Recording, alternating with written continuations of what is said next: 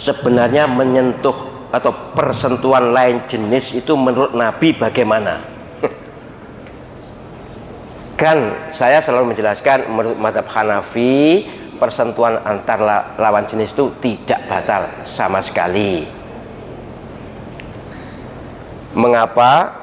Karena bagaimanapun Imam Abu Hanifah mendasarkan pada pendapat Ibnu Sigit, ahli sejarah bahasa atau fiqhul lughah, bahwa yang dimaksud lamastumun nisa di surat An-Nisa dan surat Al-Maidah itu adalah hubungan suami istri. Jadi kalau tidak hubungan suami istri ya tidak batal.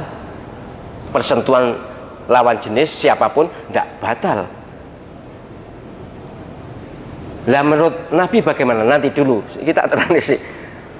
Imam Malik dan Imam Ahmad bin Hambal berpendapat bahwa persentuhan lawan jenis itu kalau syahwat batal, kalau tidak syahwat tidak batal.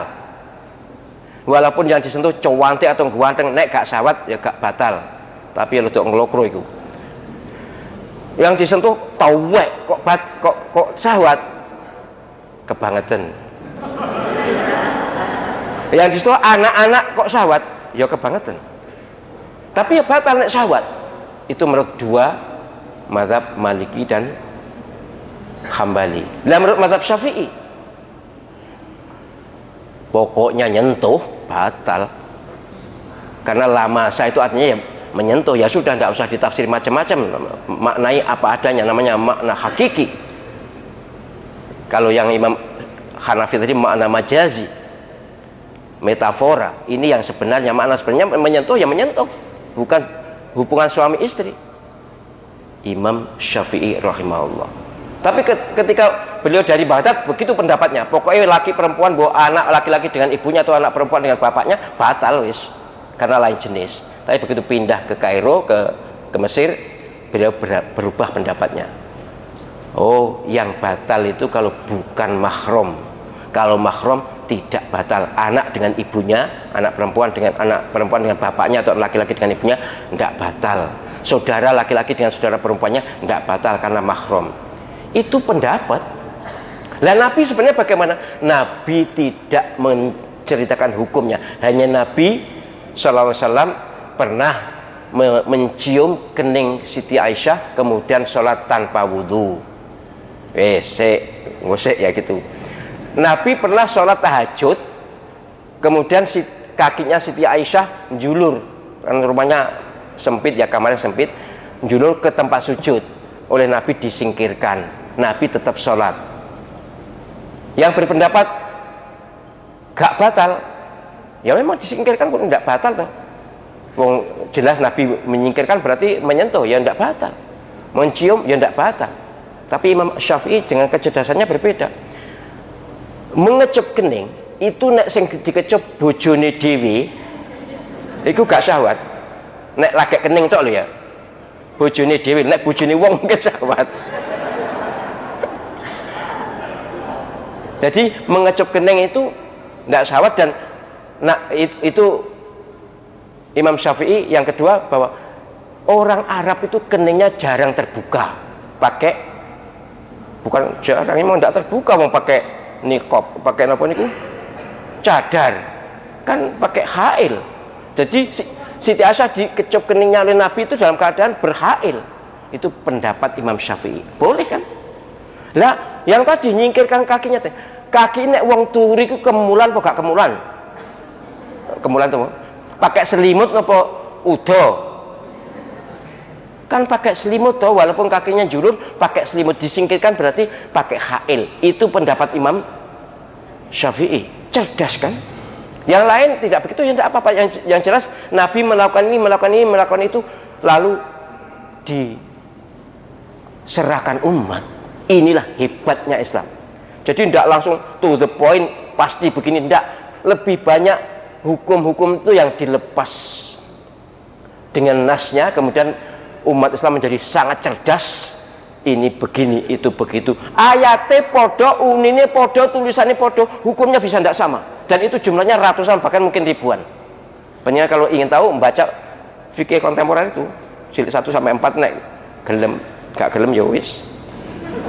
Itu berisi 444 masalah. Saya beri tahu bahwa ini pendapatnya begini karena ini alasannya, pendapatnya begitu karena itu alasannya. Jadi cerdas banget ulama dulu itu. Jadi bagaimana kita ikut Nabi saja? Iya, nek iso melok Nabi langsung teler kon. Ayo sholatnya Nabi piye? Duduknya bagaimana? Susah.